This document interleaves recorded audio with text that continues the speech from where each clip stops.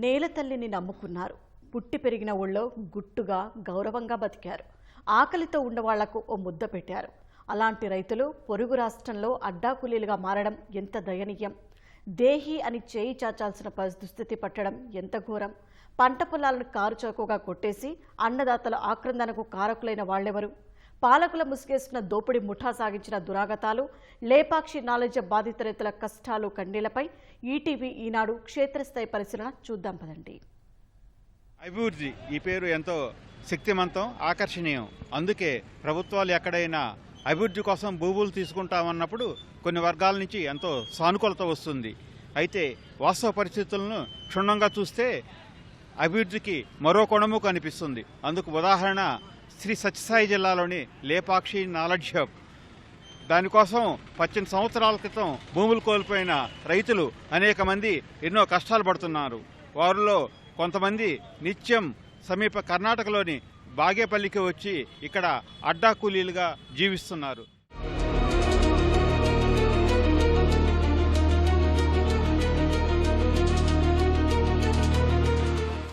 Bengaluru Hyderabad road Andhra Karnataka సరిహద్దు ప్రాంతం.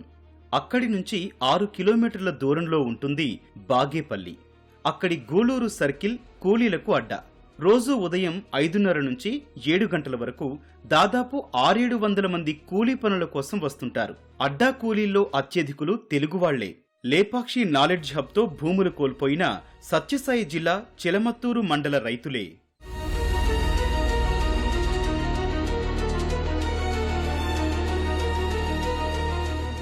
మన రైతులకు ఇంత దుస్థితి ఎందుకు పట్టింది? పొరుగు రాష్ట్రంలో అడ్డా కూలీలుగా మారడానికి కారణమేంటి అంటే అభివృద్ధి, పరిశ్రమలు, భూసేకరణ అంటూ వైఎస్ఆర్ ప్రభుత్వం చేసిన మాయాజాలమే. పాలకులు బాధ్యత మరిస్తే పర్యవసనాలు ఎంత దారుణంగా ఉంటాయో లేపాక్షి బాధిత రైతుల దుస్థితే నిలువెత్తు నిదర్శనం.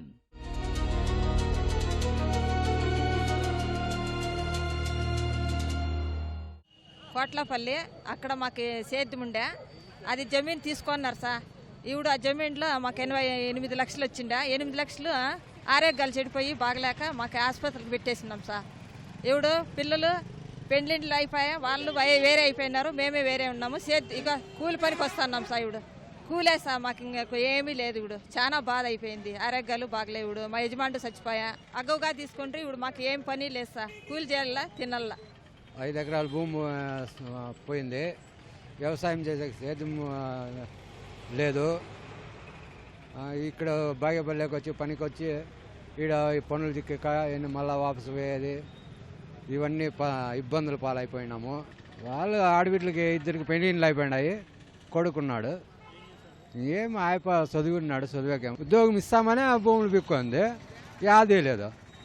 మా పొలం వచ్చేసి 200 ఎకరాల జమీన్ పోయింది. మా పిల్లలు అందరినీ బడికి పంపించి మేము ఇక్కడ కూలి పనికి వస్తున్నాము. మా జమీన్ వచ్చేసి అప్పుడు 1.70తో ఇచ్చినాము, 1 ఎకరా వచ్చి. ఇప్పుడు ఈ బాగేపల్లి ఏం పని చిక్కితే ఆ పనికి నేను మా భార్య మేము పోతున్నాము. మాది జమీన్ వచ్చి ఇప్పుడు 40 లక్షలతో పోతున్నా కూడా మేము ఇక్కడ కూలి పని చేస్తామన్నాము. అప్పట్లో 1,00,000-1,50,000 పరిహారం అందుకున్న వాళ్ల జీవితమే ఇంత దుర్భరంగా ఉంటే మిగిలినోళ్ల సంగతేంటి?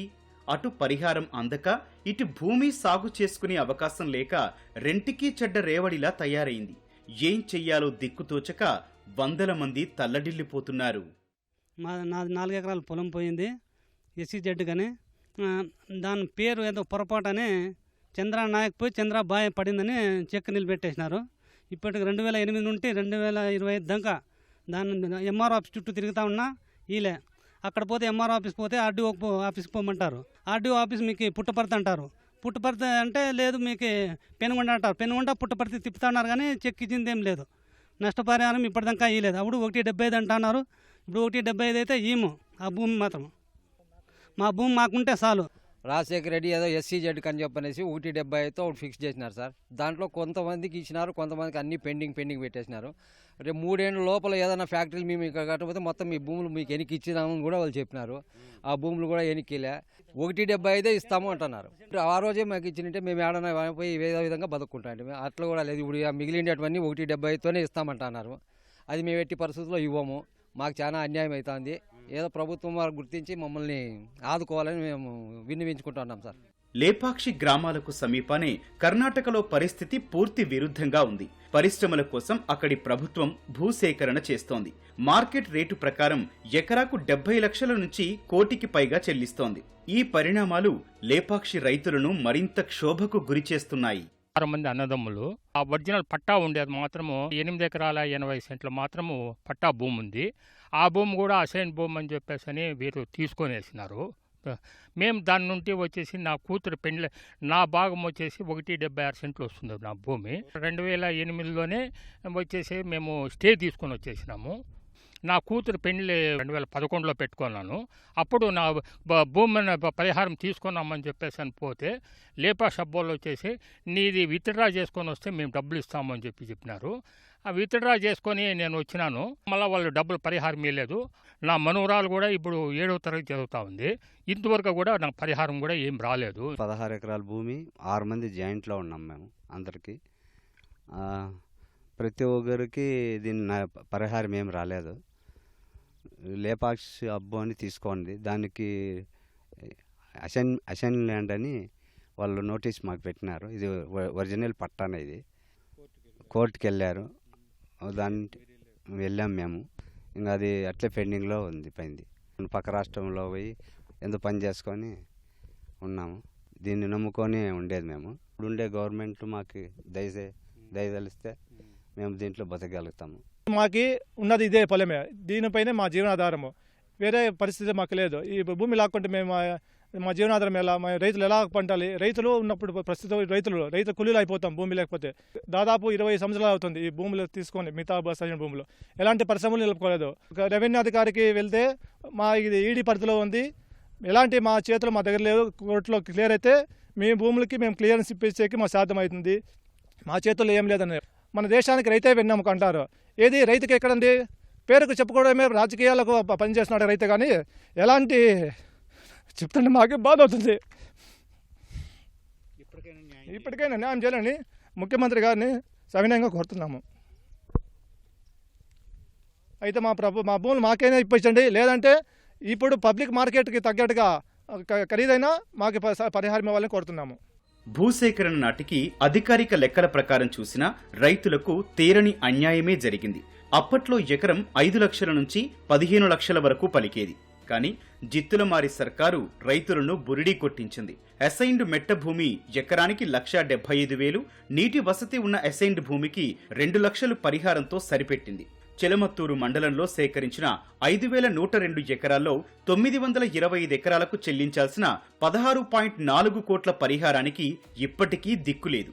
గోరంట్ల మండలంలోనూ కొందరు రైతులది అదే దైన్యం. ప్రభుత్వ భూమి సాగు చేసుకున్న వారినైతే పట్టించుకున్న నాథుడే లేడు. ఈ లెక్కలపై సమాచార హక్కు ద్వారా వివరాలు అడిగితే రికార్డులు కనిపించడం లేదన్నది మండల డివిజన్ అధికారుల మాట.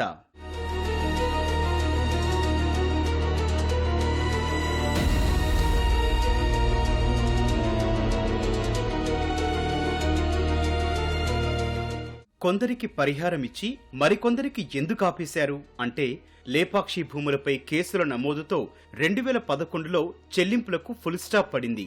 రైతుల ఆందోళనతో 2012లో డిప్యూటీ కలెక్టర్ జీవి వెంకటేశంతో నాటి ప్రభుత్వం విచారణ చేయించింది. భూమి అసైన్మెంట్పై పాత రికార్డులు దొరక్కపోవడం, కొన్ని కుటుంబాల్లో ఆస్తుల విభజన అప్పటికి జరక్కపోవడమే సమస్యలకు కారణంగా తేల్చారు. అంతా బాగున్న వాటికి పరిహారం ఇవ్వకపోవడాన్ని తప్పుబట్టారు. మిగతా కేసుల్లో ఏం చెయ్యాలో సూచనలు చేశారు. అప్పటి నుంచి ఏళ్లు గడిచాయి, ఫలితం మాత్రం లేదు. తర్వాత వచ్చిన ప్రభుత్వాలు కూడా దాని జోలికి పోలేదు.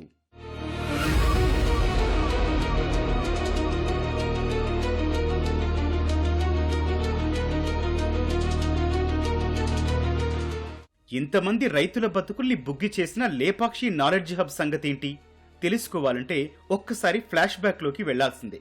అది 2006వ సంవత్సరం. వైఎస్ రాజశేఖర్ రెడ్డి ముఖ్యమంత్రిగా ఉన్న సమయం. ఆంధ్ర కర్ణాటక సరిహద్దులోని చిలమత్తూరు, గోరంట్ల మండలాల్లో లేపాక్షి నాలెడ్జ్ హబ్ పేరిట పెద్ద కథే నడిచింది. వేల కోట్ల రూపాయలతో పరిశ్రమలు ఏర్పాటవుతాయని నాటి ప్రభుత్వం నమ్మబలికింది. హబ్ రాకతో స్థానికంగానే కాదు, చుట్టుపక్కల ప్రాంతాల స్థితిగతులు మారిపోతాయంటూ రంగుల సినిమా చూపించింది. బడుగు జీవులు సాగు చేసుకుంటున్న 6,313 ఎకరాల అసైన్డ్ భూములు సేకరించింది. అందులో 5,811.16 ఎకరాలను లేపాక్షికి అప్పజెప్పింది. మరో 3,032.8 ఎకరాల ప్రభుత్వ భూములను కట్టబెట్టింది. 2006లో మొదలుపెట్టి 2009 నాటికి మొత్తం 8,844 ఎకరాల సంతర్పణ పూర్తి చేసింది.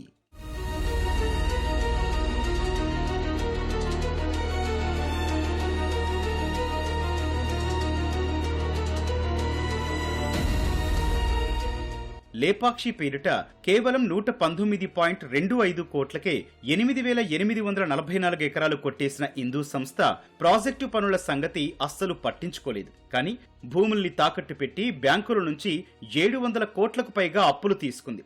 ఆ డబ్బులను ఇతర అవసరాలకు వాడేసి దివాలా తీసింది. ఈ కుంభకోణంలో వైఎస్ జగన్దే కీలక పాత్ర అని సిబిఐ తేల్చింది.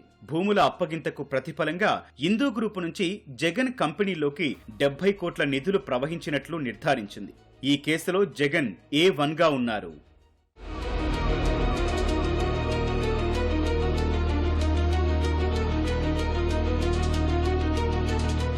ఇక్కడ వెనుక కనిపించేది లేపాక్షి నాలెడ్జ్ హబ్ ప్రధాన కార్యాలయం. 2008లో హబ్కు శ్రీకారం చుట్టినప్పుడు దీన్ని ఏర్పాటు చేశారు. ప్రస్తుతం ఇది ఎలా శిథిలావస్థకు చేరిందో అలానే దీనికోసం భూములు కోల్పోయిన రైతులందరి జీవితాలు సర్వనాశనం అయ్యాయి. ప్రస్తుత రాష్ట్ర ప్రభుత్వం దీనిపై ఒక కమిటీని వేసి రైతులందరికీ న్యాయం చేయాల్సిన అవసరం ఎంతైనా ఉంది. హబ్ ప్రాంతం నుంచి కెమెరామెన్ నారాయణతో ఎన్ విశ్వప్రసాద్.